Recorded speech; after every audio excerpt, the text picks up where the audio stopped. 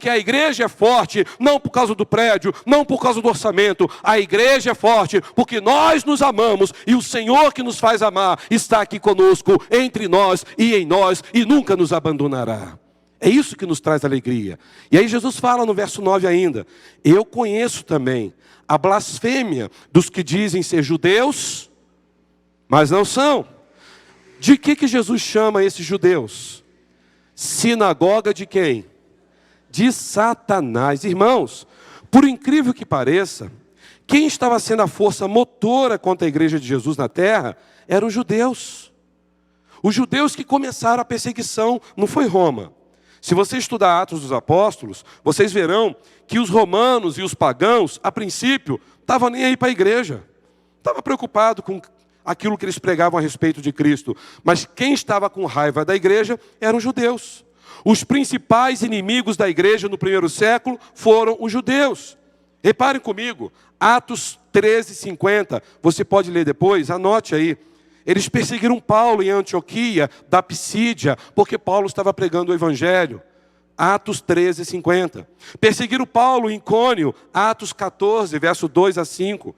Perseguiram Paulo em Listra, tanto que Paulo foi apedrejado lá em Listra. Atos 14:19.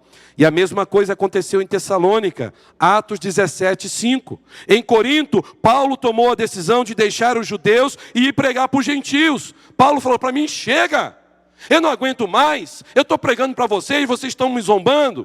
Eu estou pregando para vocês, vocês estão querendo me matar. Então eu não quero mais pregar o Evangelho. É tão lindo, é tão maravilhoso, que eu acho um desperdício pregar para vocês o Evangelho. Eu vou pregar para os gentios. Por isso que Paulo foi chamado do pregador aos gentios. Atos 18, verso 6, você vai encontrar isso. Paulo indo pregar aos gentios. Quando Paulo retornou para Jerusalém, os judeus prenderam no templo e quase que mataram Paulo lá no templo. E o livro de Atos termina com Paulo em Roma, sendo perseguido por eles, pelos judeus, não pelo povo de Roma. E Paulo foi decapitado em Roma no ano 64 da era cristã. Ou seja, Paulo foi morto 30 anos antes desse texto de Apocalipse ser escrito por João. E o que motivou Roma a decapitar Paulo? A insistência dos religiosos e políticos judeus. Foi por isso que Jesus disse que os judeus se achavam muito certos diante da lei. Que os judeus batiam no peito dizendo que seguiam a lei de Moisés. Mas na verdade nem judeus eles estavam sendo. Porque se eles fossem judeus, eles iriam entender Jesus pela lei.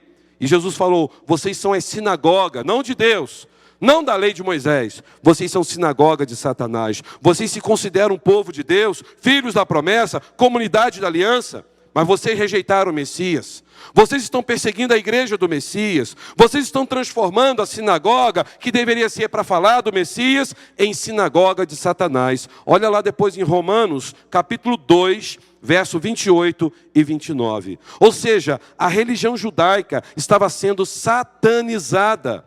A religião do ódio foi a religião dos judeus, porque eles perseguiram, eles rejeitaram a verdade. Se vocês lerem Atos 7, irmãos, que trecho poderoso na vida de Estevão. Vocês lembram o que aconteceu com Estevão? Ele começa a falar desde o Antigo Testamento, ele vai falando de uma forma clara, para todo judeu entender dentro da lei, que Jesus era o Messias. E o que aconteceu no final da pregação de Estevão? Os judeus vieram à frente, se ajoelharam, pediram perdão, entregaram a sua vida para Jesus. O texto diz que eles rangeram os dentes, pegaram pedras e começaram a apedrejar Estevão e o mataram ali. Aos pés de quem? Do Saulo, que nós conhecemos como apóstolo Paulo. Sabe o que a gente pode aprender aqui? Muitas vezes as pessoas dizem que nós cristãos somos intolerantes. Muitas vezes as pessoas dizem que nós cristãos somos radicais demais diante daquilo que o mundo tem falado que é certo. Porque dizer que se casar e se separar por qualquer motivo é errado é ser intransigente, você está fora do momento, do contexto. Qual é o problema? Não deu certo, casa de novo. Não deu certo de novo, casa de novo e vai até acertar. Se não acertar, quem sabe você não pode escolher uma outra opção. É o que o mundo tem falado. Dizer para as pessoas que a opção sexual que eles estão hoje recebendo deste mundo pós-moderno é errado, você é uma pessoa intolerante. Você é desatualizado diante do que o mundo vive. Dizer que beber bebida alcoólica é errado, isso é um escândalo para o mundo. Que isso? Você é um retrógrado. Você tem que ser alguém sociável. Qual é o problema de beber junto com os amigos? Dizer que sexo fora do casamento é pecado, você é santarrão demais. Você está no mundo da lua. E a igreja, se começa a pregar isso, ela anda na contramão do mundo. Não é assim, irmãos? É por isso que a igreja tem sido perseguida há milênios. Porque a mensagem da cruz é escândalo. É loucura para aqueles que se perecem. Eles não conseguem entender isso. E aí Jesus chama esta igreja, uma igreja fiel. Eu conheço o que vocês estão fazendo. E eu elogio vocês porque vocês me amam mais do que vocês mesmos. Meus irmãos, ser prisioneiro de Roma naquela época era entrar numa cela onde jamais você poderia sair como entrou. Muitos contraíam lepra naquela prisão, doenças infecciosas, doenças alimentares. Vocês conseguem imaginar ficar preso num lugar que tem mais ou menos 2 metros quadrados, tudo feito na rocha, esculpido na rocha. Um lugar onde só tem a entrada principal, que é a porta de ferro. E ali dentro você ficar preso, deitando no chão frio, já vem uma pneumonia. Você vai defecar e urinar ali, porque não tem banheiro. E não tem terra, é rocha. E aí você acabou de urinar e defecar, vem a comida do dia, você tem que comer do lado das suas urina e fezes. Dorme do lado dela. No dia seguinte você faz de novo, está tudo ali. Essa era a prisão romana. Vocês conseguem imaginar? O apóstolo Paulo ficou nessa prisão. Ali tinha pessoas que morriam antes de ser decapitadas por doenças. E sabe o que Paulo faz ali daquela prisão? Uma prisão fétida, uma prisão desumana, uma prisão que levava as pessoas à morte antes do tempo. Paulo teve a capacidade de escrever para a igreja de Filipos, aos Filipenses, capítulo 4, e ele disse o que no versículo 4? Alegrai-vos sempre no Senhor. Outra vez digo, alegrai-vos. Vocês conseguem entender que alegria é essa que Paulo está tendo dentro de uma prisão dessa? Frio, não tinha nenhuma condição higiênica. Paulo estava ali, e mesmo naquela aflição, ele teve a capacidade de dizer, alegrai-vos. E sabe o que me chama a atenção? A palavra alegrai-vos no grego não é um pedido. Por favor, dá um sorrisinho. Você já viu gente dando sorriso amarelo? Dá um sorrisinho.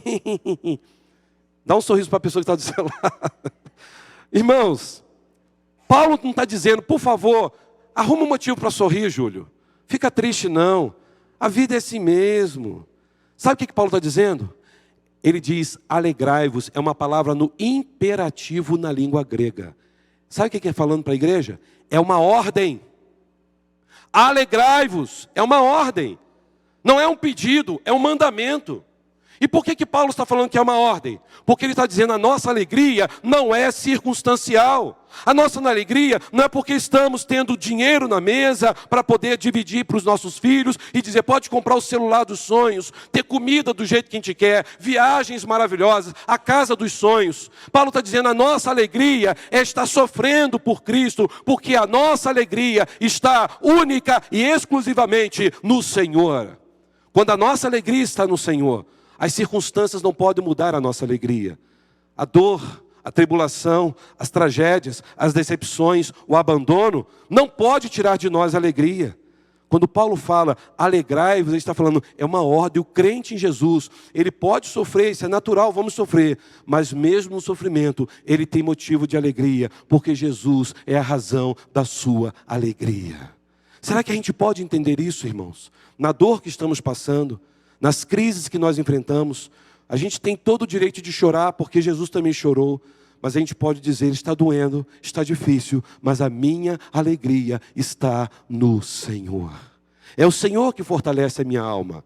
É por isso que esses irmãos de Esmirna amavam mais a Jesus do que a si mesmos. Eles não estavam querendo ser suicida, não era isso. Mas eles não estavam dando espaço para a romantização de uma vida cristã.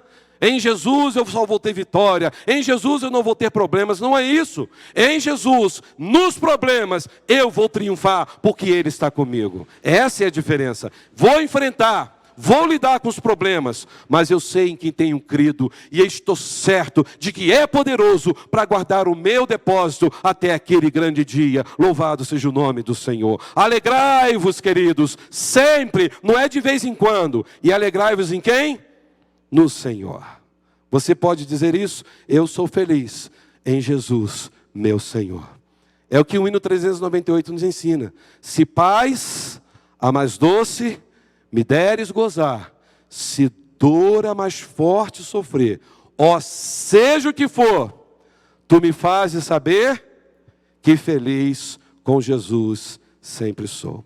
Que nós hoje, como igreja de Jesus, possamos ser uma igreja feliz e que ame a Jesus acima de tudo nesta vida. Segunda lição, essa igreja foi fiel quando ela entendeu qual é o verdadeiro sucesso. Se eu falar para você sobre sucesso, podemos ter muitas palestras aqui sobre sucesso.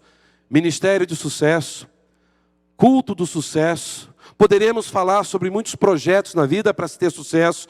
Não é pecado você ter sucesso. Mas eu pergunto a vocês, qual é o verdadeiro sucesso na vida do crente? Jesus falou no versículo 9, conheço as suas aflições. Jesus não falou, eu conheço as suas vitórias, eu conheço o jeito que vocês conseguiram ser pessoas bem-sucedidas. Não, eu conheço as suas aflições, eu conheço a sua pobreza, mas você é rico. Para mim esse versículo aqui me dá um consolo muito grande, porque quem aqui não passa por tribulação? Quem aqui que não passa por momentos difíceis na vida? Quem aqui que não passa por vales escuros na sua história? Quem aqui que não passa por dias em que o coração está apertado, que você não tem ânimo nem de sair de casa, que você não tem ânimo nem de conseguir levantar da cama porque você está mal? Quem aqui não passa por momentos de dor, de angústias, de enfermidades na sua casa? Eu acredito que quase todos nós passamos por isso. Mas o que me dá conforto aqui? Que Jesus estava dizendo, eu conheço a sua dor, eu sei o que você está passando. Jesus estava dizendo, eu não sou indiferente aos dramas da sua vida. Jesus não era indiferente aos dramas daquela igreja. Jesus sabe o que nós estamos passando, irmãos. Sabe o que nós passamos dentro de casa, dentro da nossa família. E Ele está dizendo que diante de tudo que eu e você passamos, Ele conhece.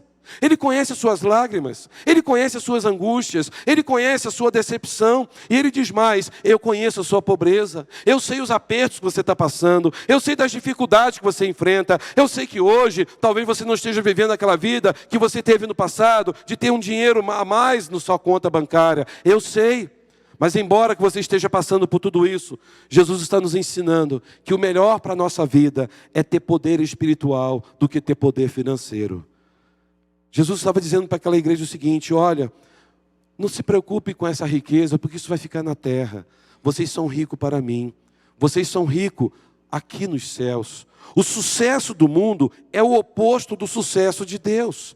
Porque para essa igreja, qual era o maior tesouro, qual era o maior sucesso dessa igreja? Ter Jesus. Jesus é o tesouro da nossa vida. Tem uma música que fala que Jesus é melhor do que ouro e bens. 1000 vezes prefiro o meu Jesus, não é assim mesmo? Eu acho que é o irmão Eduardo que falou que cantou essa música aqui, né? É linda essa música. Para essa igreja, o seu maior valor era Cristo. Meus irmãos, a igreja de Esmirna só tinha um sucesso em mente: ser como Jesus. Era o seu maior sucesso.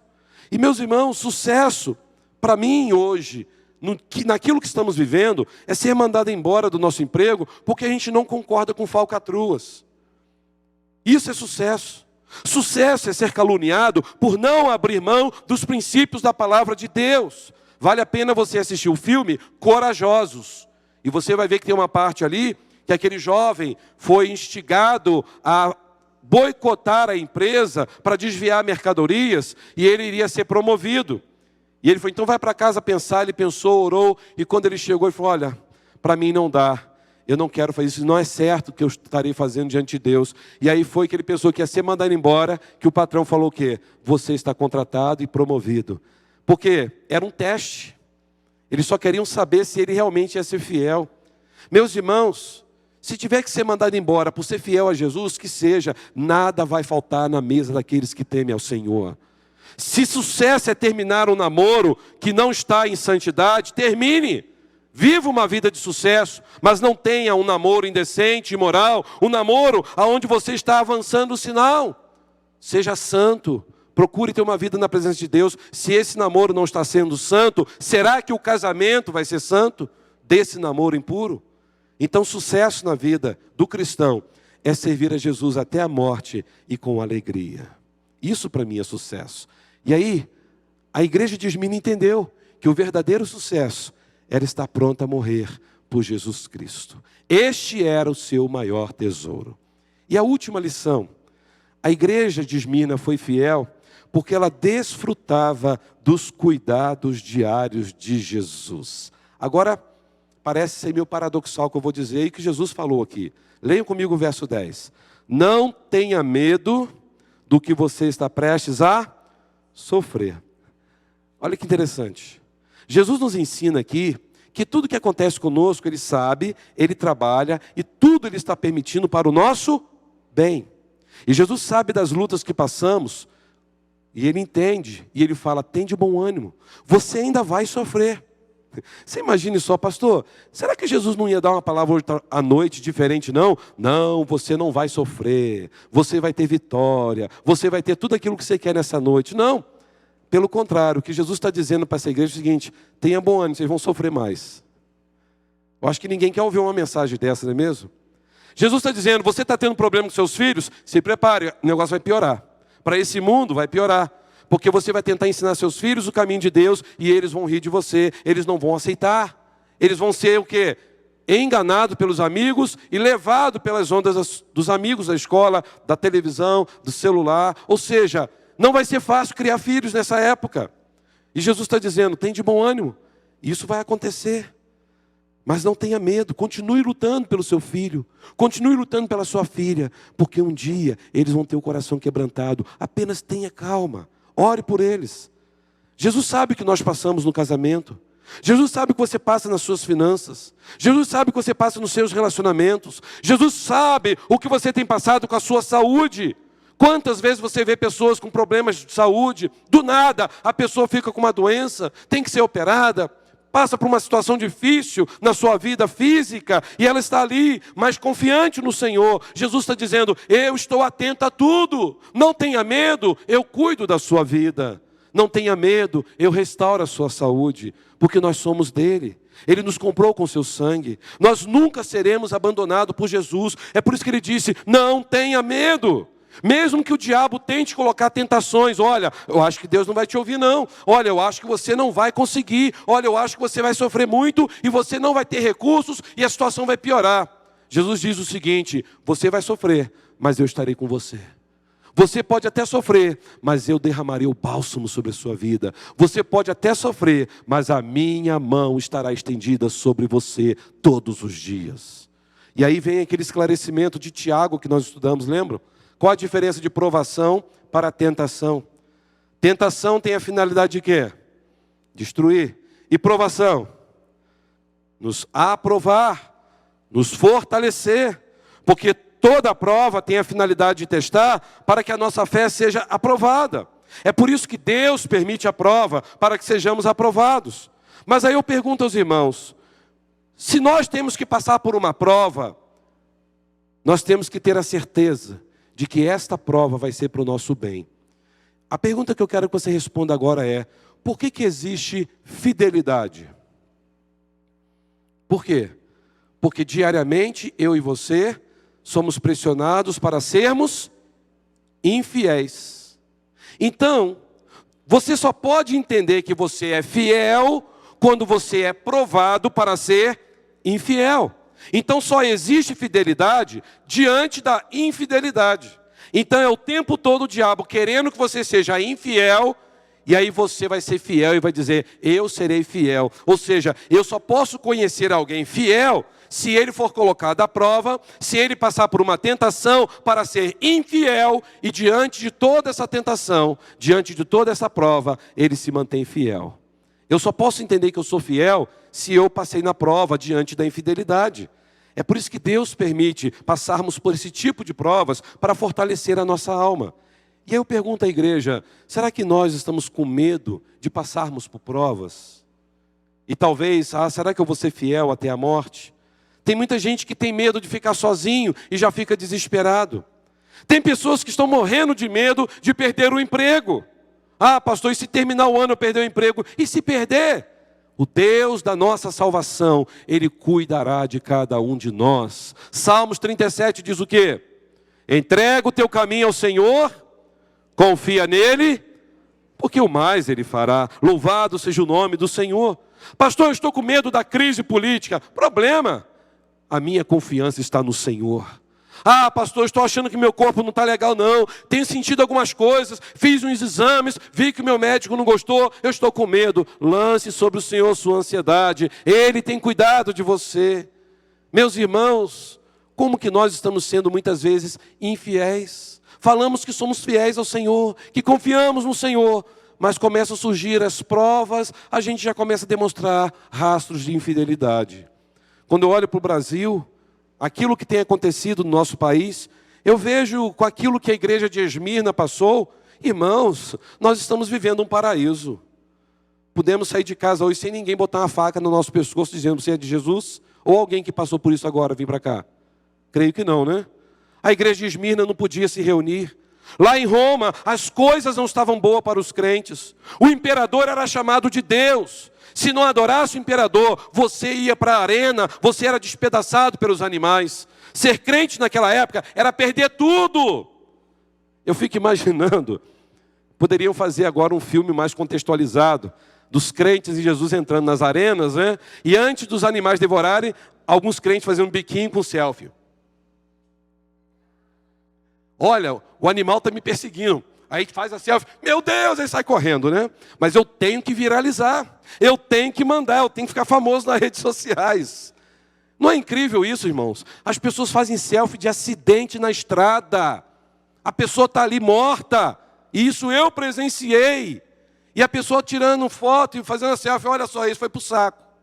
E ainda colocou assim lá no Facebook, essa expressão, foi para o saco. Porque foi para o saco e foi para o saco preto, ou seja, para o necrotério. Vocês conseguem imaginar? Uma moça uma vez estava tentando socorrer um caminhoneiro, como ela conseguiu vencer, e tirou aquele caminhoneiro da cabine, foi em São Paulo, não sei se vocês lembram desse momento, eu não sei se era Jane o nome dela, ela ali puxando, e os marmanjos tirando foto. Por que não foram ajudar aquela senhora que se queimou ali, mas ela conseguiu salvar aquela pessoa? Todo mundo tirando foto, por quê? Eu quero fazer uma selfie, eu estou querendo que as pessoas deem um like. Estamos vivendo nessa época. O importante é ter like, o importante é ter holofote, o importante é ser famoso. Se todo crente em Jesus usasse o Instagram, o Facebook, o TikTok para falar da graça, do amor e do poder de Jesus, Jesus já estava voltando, porque já teríamos evangelizado este mundo. Quantas pessoas poderiam já ter ouvido falar de Jesus, mas passam o dia inteiro no celular, tirando foto de looks novos, tirando foto de novas maquiagens, tirando foto de lugares diferentes, mas não falam um minuto sequer de que Jesus é a esperança para a nossa história. As pessoas fazem de tudo, irmãos. A tecnologia que nós temos hoje, esse mundo já era para ter sido evangelizado há muito tempo. Repare, meus irmãos, Paulo, em 3 semanas ele conseguiu evangelizar lá em Éfeso. 3 semanas. Vocês imaginam se Paulo estivesse nos dias de hoje com o celular na mão? Paulo ia ficar amanhã, tarde e noite só falando de Jesus. E do que mais a gente fala no nosso celular? Hoje, o que mais viralizou nos celulares, na rede de televisão? Donald Trump. Uns criticando, uns elogiando. Hoje, o assunto foi ele. Vocês conseguem imaginar se o assunto fosse Jesus está voltando? Arrependa-se do seu pecado. Volte para o Senhor. Será que ia ter tantos likes? Meus irmãos, a igreja de Esmirna sabia que o único patrimônio que eles tinham era a vida em Cristo. E aí Jesus falou o quê? Não tenham medo, porque a situação vai piorar. Como assim? O diabo lançará alguns de vocês na prisão. Para quê? Para prová-los. Vocês vão sofrer perseguição por 10 dias. Vocês imaginam se eu chegar aqui, irmãos? Deus mandou dizer para esta igreja que a partir de meia-noite, todos nós vamos sofrer coisas terríveis. Mas é só 10 dias. Será que vai ter algum que vai falar assim, pastor Edson, isola. Deus me livre, pastor. Eu vim aqui para ter palavra de poder, de vitória, de unção. Eu vim aqui para receber uma palavra que me levante. Não esse negócio aí. Que isso? Mas quem está falando aqui é quem? Jesus. Jesus olhou para aquela igreja que ele só elogiou. E ele disse: o diabo vai lançar algum de vocês na prisão para prová-los. E vocês sofrerão perseguição por 10 dias. Parece difícil essa palavra de Jesus. Mas sabe o que Jesus estava dizendo aqui? Vocês vão passar por isso, mas eu estarei do lado de vocês. Eu não vou abandonar vocês. Por amor a mim, vocês vão sofrer. Irmãos, e João utilizou aqui a expressão que Jesus falou aqui sobre não tenham medo, que é a palavra fobu. Fobu vem da palavra fobia.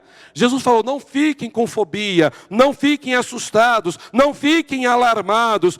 Creia, eu estarei com vocês, continue assim, seja fiel até a morte, e eu lhes darei a coroa da vida. Irmãos, ser fiel até a morte não era ser um crente suicida, não era desejar morrer, era, se preciso for morrer, que morresse. Mas aqui era dizer o seguinte: eu sou fiel a Jesus, eu não negocio os meus princípios, eu estou pronto a sofrer por Jesus, porque Jesus é a razão do meu existir. Ele deu a vida por mim naquela cruz. Aquele hino que diz, eu acho que é o 92 ou 93, morri na cruz por ti, que fazes tu por mim? É a pergunta de Jesus. O que temos feito por Jesus? Sabe o que aconteceu para finalizar? Nessa igreja de Esmirna, tempos depois, um pastor, no dia 25 de fevereiro do ano 155, ou seja, 60 anos depois que essa carta foi escrita, João já estava na glória. 60 anos depois, ali naquela mesma igreja de Esmirna, o pastor daquela igreja, agora chamado não João, mas Policarpo, lembram dele? Pastor da igreja de Esmirna. Sabe quem ele foi? Discípulo de João. Ele andou com João até a morte de João, e ele assumiu o ministério pastoral daquela igreja ali. Ou seja, Policarpo foi o pastor da igreja de Esmirna. No ano 155, ele foi martirizado por amor a Cristo. E diz a história que antes de ser martirizado, ele foi arrastado pelas ruas da cidade, humilhado. Seu corpo estava esfolado, seu joelho em carne viva. E o Império Romano fez de tudo para intimidar o pastor Policarpo daquela igreja ali em Esmirna. E foi naquele momento que o pastor Policarpo foi amarrado para ser então queimado em praça pública. Ele disse o seguinte: vocês me ameaçaram até agora com feras, daqui a pouco elas vão se acalmar, uma hora elas morrem. Vocês estão me ameaçando com fogo, quando o fogo queimar o meu corpo e se apagar, meu corpo vai estar queimado, mas eu não estarei aqui, eu estarei com o meu Redentor. Mas se vocês não se arrependerem, vocês vão enfrentar um fogo que jamais se apagará. Será o fogo do juízo de Deus.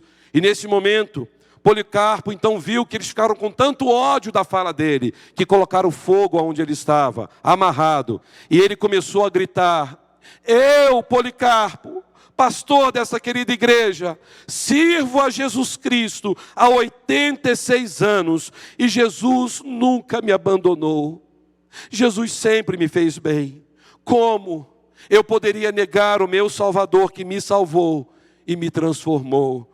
Vocês estão me queimando, mas eu estou indo para a glória, desfrutar para sempre das benesses celestiais. E enquanto o seu corpo estalava e explodia sua pele, a história diz que ele gritava: graças a Deus, Senhor, porque eu estou morrendo por aquele que morreu por mim um dia e ressuscitou. Pastor Policarpo, a igreja de Esmirna, 25 de fevereiro do ano 155. Foi por isso que o apóstolo Paulo disse, eu escrevi para os Filipenses, no capítulo 1, 29, que sofrer por Jesus era um privilégio. Meus irmãos, olha o que Paulo diz em Filipenses 1, 29. A vós foi dado o privilégio, não apenas de crer em Cristo, mas também de sofrer por Ele. Filipenses 1, 29, marquem na sua Bíblia. Um outro homem, pastor Dietrich Bonhoeffer, já ouviram falar desse homem? Teólogo que viveu no período do nazismo. Ele foi enforcado no campo de concentração nazista em Flossenburg, na Alemanha, em 9 de abril de 1945. E antes de morrer, ele escreveu que o sofrimento na vida de um cristão era sinal de aprovação da sua fé. Ele não concordava com alguns que se diziam cristãos apoiando o nazismo. E ele então disse: eu sigo a Cristo, o Senhor da minha vida, e por Ele eu estou morrendo. Pastor Dietrich Bonhoeffer. Meus irmãos, nesta noite nós estamos aqui nesse conforto. Deus tem nos dado esse privilégio de ter uma igreja, temos bancos, temos um ar-condicionado, temos luz elétrica, temos água. Gente, que bonitinho, tem até um paninho para a água, né? Para não pousar mosquito. Isso não é maravilhoso?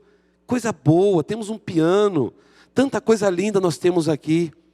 Eu pergunto aos irmãos, se entrar pessoas agora aqui armadas, dizendo: se vocês querem continuar servindo a Cristo, vocês vão morrer agora, estaríamos prontos para morrer por Jesus?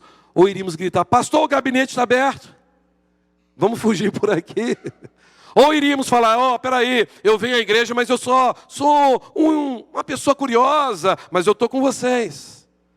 Qual seria a nossa posição? Meus irmãos, qual é o teu medo nesta noite? Talvez você esteja com medo de tantas coisas, mas o seu maior medo deveria ser de entender que Deus poderia te abandonar, só que isso nunca vai acontecer. Jesus disse: eu estarei com vocês todos os dias. Mas será que nós estamos com Jesus todos os dias? Nós estamos com medo às vezes do que pode acontecer com a família, nós estamos com medo do que pode acontecer com as finanças, nós estamos com medo de tantas coisas nessa vida, mas Jesus falou: não tenham medo, eu estarei com vocês todos os dias, até a consumação dos séculos. Eu quero encerrar dizendo para os irmãos: sejam fiel até a morte, e dar-te-ei a coroa da vida. Jesus falou, verso 11, aquele que tem ouvidos ouça o que o Espírito diz às igrejas. Ao vencedor, de modo algum sofrerá a segunda morte. Por quê? No momento que eu e você aceitamos a Jesus, nós temos então vida eterna. Então podemos ter a primeira morte, que é a morte física, mas não teremos a morte eterna. Por isso que nós somos vencedores, porque eu e você jamais iremos sofrer a segunda morte. Mas a nossa expectativa é que a gente não sofra nem a primeira, porque se Cristo voltar, será maravilhoso, não é mesmo? Ser arrebatado, no abrir e fechar de olhos, como diz 1 Coríntios 15, 52, e aí estaremos com Ele para sempre nos céus. Eu acho que essa é a esperança dos cristãos em todos os tempos, de não precisar morrer. Mas se morrer, temos a certeza que só vamos experimentar a primeira morte, porque a segunda morte, estamos livres pelo sangue de Jesus para sempre. Se você não tem essa certeza de que Jesus é Senhor da sua vida, pense um pouquinho nessa noite. O que eu tenho feito da minha espiritualidade? Será que eu estou disposto a dar a minha vida por Jesus? Será que eu estou com medo de tantas coisas? Mas em momento algum passa pela minha cabeça o medo de negar Jesus. E quantas vezes temos negado Jesus na escola, no trabalho, na vizinhança? Temos negado Jesus nas redes sociais. Que Deus nos livre disso. E que eu e você possamos hoje mandar mensagens, agora há pouco, terminando o culto, dizendo para todas as pessoas que conhecemos: Jesus morreu por você, Ele te ama, entregue o teu caminho ao Senhor, conte comigo, eu quero passar a eternidade um dia nos céus com você. Procure falar de Jesus, em nome dEle é que eu falo nesta noite. Amém. Feche os seus olhos, vamos orar. Segunda Igreja Batista em Petrópolis, ouça o que o Espírito está dizendo nesta noite. Não importa o que vai acontecer amanhã. Não importa o que o Brasil vai viver nos próximos dias. Não importa se a crise vai piorar. Não importa se amanhã leis contra a igreja serão aprovadas. O que importa é que nós não precisaremos temer, porque Jesus estará conosco. Jesus cuida de cada detalhe da nossa vida. Somos um povo imbatível. Somos um povo vitorioso. A igreja é indestrutível, porque o seu dono é indestrutível. Somos um povo abençoado e feliz. Somos um povo que não experimentará a segunda morte, porque nós fomos lavados, remidos pelo sangue do Cordeiro. O Senhor conhece você, Ele diz: eu conheço a tua obra, eu conheço os seus sofrimentos, eu conheço a tua pobreza, mas para mim, você é rico, porque você me ama. Se você não tem essa certeza, entregue sua vida a Jesus nessa noite, diga: Senhor, eu te amo. Jesus, eu não quero em momento algum imaginar que eu posso negar o Senhor na minha vida. Aproveite as oportunidades de Jesus, se envolva mais com o reino, ame mais, perdoe mais, leia a palavra, ore, mas seja um testemunho vivo de Cristo por onde você viver. Você quer fazer isso nessa noite? Eu te desafio a orar comigo em nome de Jesus. Se coloque de pé e vamos orar nesse momento. E vamos pedir ao Senhor: Senhor, usa-nos, ó Pai. Os dias são maus, a tua volta está próxima. Queremos ser achados como homens e mulheres cheios de fé, determinação, testemunho vivo e com certeza de que o Senhor é a razão da nossa história. Vamos orar? Obrigado, Jesus. A igreja de Esmirna foi uma igreja elogiada por Ti. Ajuda-nos, ó Deus, à luz da Tua palavra, a sermos homens e mulheres que não fiquem murmurando, reclamando da vida, questionando que as coisas estão difíceis, ou questionando o porquê da enfermidade, ou porquê de passar por apertos financeiros, ou porquê de ser zombado por causa da fé. Ajuda-nos, ó Deus, a entender que nossa vida está aqui nesta terra como peregrinos que somos, e por um tempo ficaremos aqui. Ajuda-nos, ó Deus, a manter os nossos olhos fitos em Jesus, o autor e consumador da nossa fé. Senhor, nos perdoe, Senhor, se temos passado horas e horas com o celular na mão e não temos falado do Teu amor para ninguém. Perdoe o pecado da Tua igreja, Senhor. Se fazer uma selfie ou receber um like é a coisa mais importante para cada um de nós, ajuda-nos, ó Deus, para que possamos usar de toda a tecnologia que temos para dizer que Jesus está voltando. Meu Deus, ajuda-nos, ó Pai, a sermos um espelho refletidor da Tua glória, a começar dentro de nossa família. Eu peço, Senhor, perdão e peço ao Senhor forças para que possamos, ó Deus, prosseguir, mantendo o nosso olhar em Cristo. Ó Deus, obrigado pelo exemplo da igreja de Esmirna e ajuda-nos, ó Deus, à luz daquilo que eles foram, a ser também um perfume de Cristo nesta terra. Em nome de Cristo que eu oro, a razão da nossa vida. Amém e amém. Você pode dar um abraço a quem está do seu lado? Deseja a ele e a ela uma noite abençoada, uma semana abençoada, em nome de Jesus. Nós vamos cantar uma última música juntos em pé. E eu quero convidar aos irmãos, amanhã, às 7 horas da noite, eu estarei aqui dando abertura ao novo ciclo do Conhecendo Deus.